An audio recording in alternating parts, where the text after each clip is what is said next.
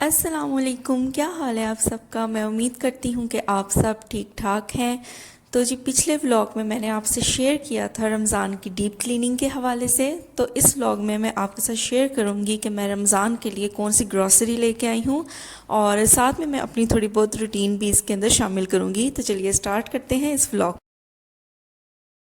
रात में हमें जाना था रमज़ान की ग्रॉसरी के लिए, तो उससे पहले मैंने सोचा कि क्यों ना एक सिंपल सी चिकन की रेसिपी बना ली जाए।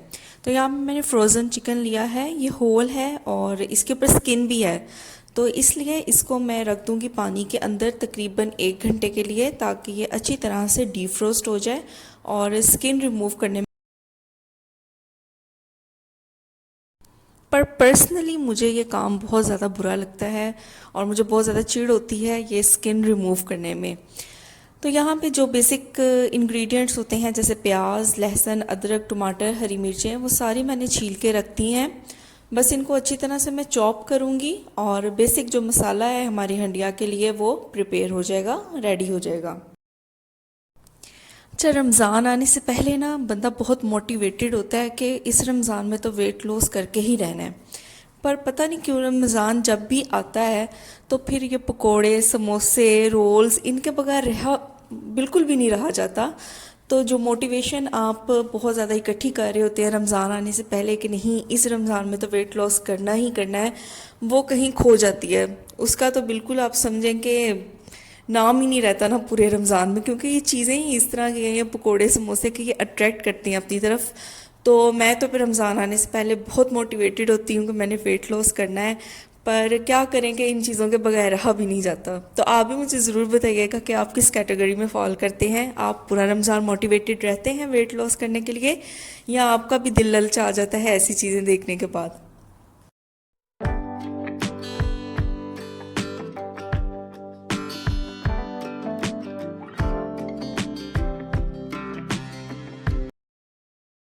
मेरे पास ना ये मिनी हैंड चॉपर है और इसकी वजह से ना टाइम वैसे काफ़ी लग जाता है चीज़ों को चॉप करने में।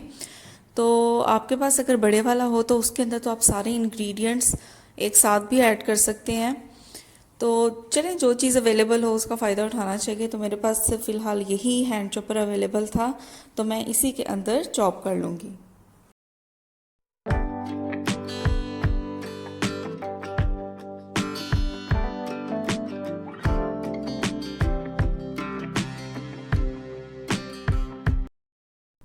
चलें जी, बातों बातों में हमारी लास्ट चीज़ रह गई है अदरक और हरी मिर्चें। तो इनको इकट्ठे ही मैं ऐड करके चॉप कर लूँगी। और मुझसे ये ब्लेंडर यहाँ पे ये हुआ था कि मैंने अंदर ब्लेड्स लगाए नहीं थे और पहले अदरक ऐड कर दिया था।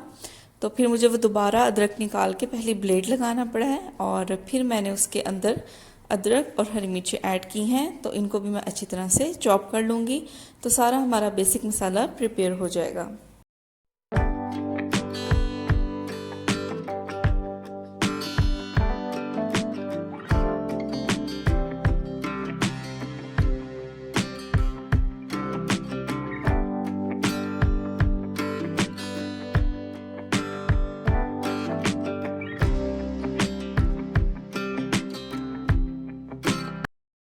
चिकन की स्किन रिमूव करके मैंने उसके पीसेस कर लिए थे और यहाँ पे मैं ऐड कर दूँगी सिरका और नमक। इससे एक तो चिकन की जो भी एक स्मेल होती है वो ख़त्म हो जाती है और सेकेंडली चिकन के अंदर एक रेडनेस होती है वो भी इससे ख़त्म हो जाती है। तो जब भी मैं तो चिकन की कोई भी चीज़ बनाती हूँ तो मैं लेमन या सिरका या नमक, इन तीनों चीज़ों में से जो भी अवेलेबल हो मैं ज़रूर लगा के रखती हूँ। इससे बहुत अच्छा रहता है। तो उतनी देर में मैं ज़ोहर की नमाज़ पढ़ लूँगी और ज़ोहर की नमाज़ पढ़ के फिर दोबारा से हम किचन में अपने काम पे स्टार्ट हो जाएंगे।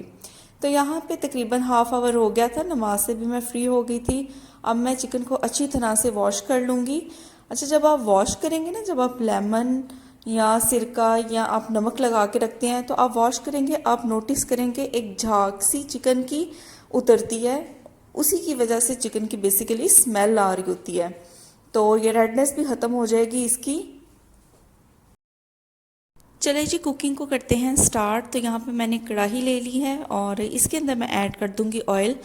सबसे पहले मैं इसके अंदर ऐड करूँगी बेसिक खड़े मसाले, जिसके अंदर दालचीनी है, लौंग, काले मिर्च, ज़ीरा और मोटी इलायची, इन सबको मैं ऐड कर दूंगी और तकरीबन 30 सेकंड के लिए इसको तेल के अंदर हल्का सा हम इसको सौटे कर लेंगे। साथ ही इसके अंदर मैं चॉप किया हुआ प्याज ऐड कर दूंगी और प्याज को हमने इतना पकाना है कि ये हल्का सा लाइट ब्राउन हो जाए, बहुत ज़्यादा हमने इसको डार्क ब्राउन नहीं करना। तो जैसे ही देखें प्याज लाइट ब्राउन होना स्टार्ट हुआ है, इस स्टेज पे मैं ऐड कर दूंगी चिकन। चिकन का कलर वाइट होने तक हम इसे प्याज के अंदर फ्राई करेंगे और उसके बाद हम बाकी के इंग्रेडिएंट्स ऐड करेंगे।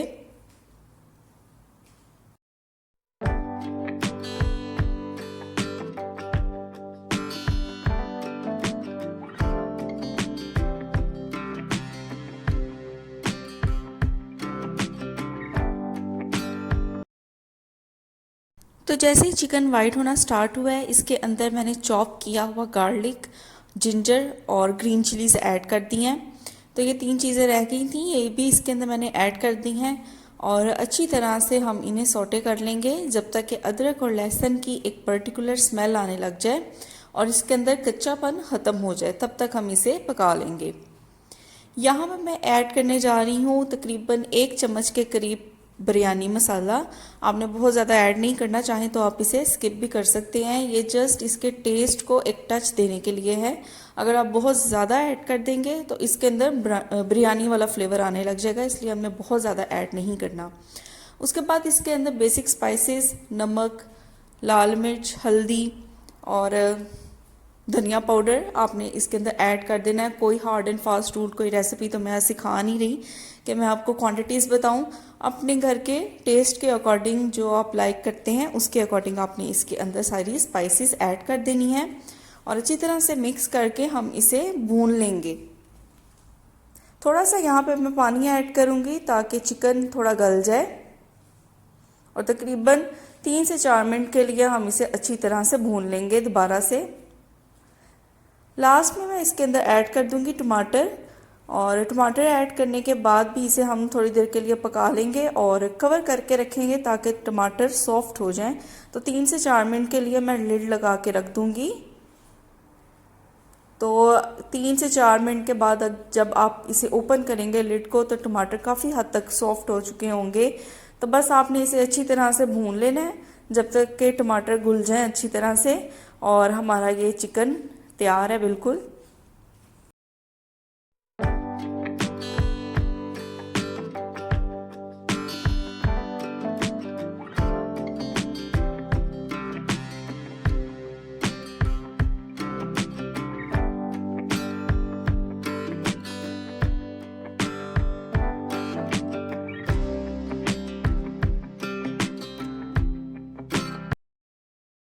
खाना खाने के बाद बर्तन वगैरह वॉश करके मैं समेट दूंगी क्योंकि फिर हमें जाना था रमज़ान की शॉपिंग के लिए।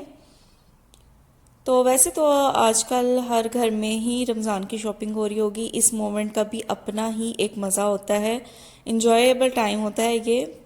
तो यहाँ पे बस मैं रेडी हो गई हूँ और हम निकलने लगे हैं। रमज़ान की शॉपिंग के लिए जाते हुए मेरे जहन में आया कि क्यों ना गोलगप्पे खाए जाएं, क्योंकि मेरा बहुत दिनों से दिल चाह रहा था कुछ खट्टा खाने का। तो एट लास्ट मैंने शॉपिंग करने से पहले गोलगप्पे खाए और फिर शॉपिंग की। तो यहाँ पे ये देखें रमज़ान की सारी ग्रॉसरी लेके हम आ गए थे और यहाँ पे अब मेरी दोबारा से ड्यूटी स्टार्ट होने लगी है इन सारी चीज़ों को स्टॉक अप करने की।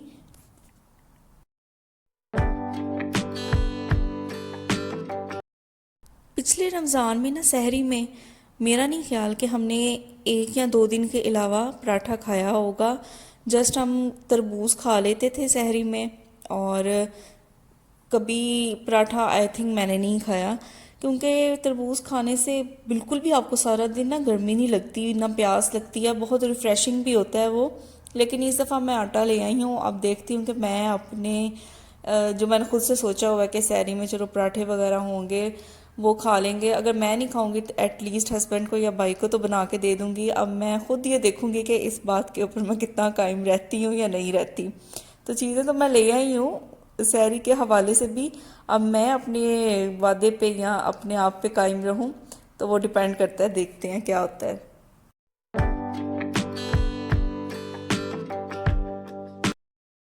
अच्छा, जब मैं खुद भी सामान देख रही थी, अनपैक कर रही थी, तो मुझे ये फील हो रहा था कि जैसे मैं 1 महीने का नहीं, मैं 2-3 महीने का सामान इकट्ठे ही ले आई हूँ। तो खैर, यहाँ पे ये देखें, बेसिक जो चीज़ें होती हैं रमज़ान की, बेसन और मैदा, वो भी मैं लेके आई। मेरे पास ना छोटी छोटी बकेट्स हैं जिनके अंदर मैंने बेसन और मैदा रखा हुआ है। तो ये हुब्स हैं, लस्सी है, मैं तो पीती नहीं। और ये खजूरें, रमज़ान की बेसिक अफ्तारी की बेसिक आइटम खजूरें, वो ले आए। इसके अलावा जो नगट्स थे या लेग पीस थे, ऐसी चीज़ें भी लेके आए हम।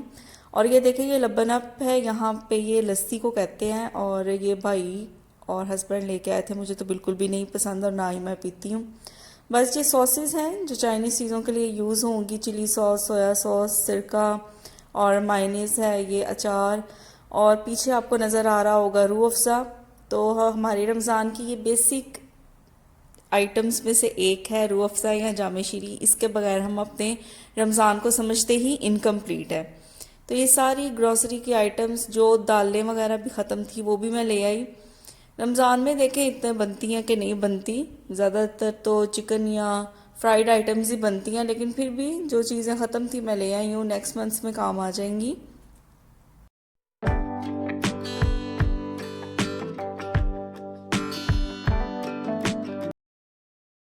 यहाँ पे ये देखें जी, मुझे पता ही नहीं है जेलीज कब सामान में डाली गई हैं, यकीनन मेरे भाई ने डाली है। और ये ईद की प्लानिंग रमज़ान से भी पहले हो रही है कि हमने ईद वाले दिन कस्टर्ड खाना है, और उसका सामान भी अभी ही ले लिया है। और ये मैंने जब अनपैक किया तो मैंने ये देखा है। तो बाकी वही सारी जो ऑयल, सिरका, सोया सॉस, ऐसी चीज़ें हैं, और सब्जियां थी बीच में, उनको मैं चॉप करके तो फ्रीज़ अप कर लूँगी, जिस तरह सारी फीमेल्स करती हैं रमज़ान आने से पहले। सारी वेजिटेबल्स जो बेसिकली ज़्यादा यूज़ होती हैं, उनकी कटिंग वगैरह करके, उनकी चॉपिंग करके, तो उनको फ्रीज़र में रख देती हैं। तो सेम मैं भी वैसे ही करूँगी। और आपसे मिलेंगे नेक्स्ट व्लॉग में। अपनी दुआओं में याद रखें, अपना बहुत सा ख्याल रखें, और रमज़ान आप सबके लिए खैर बरकत वाला हो। टेक केयर, अल्लाह हाफिज़।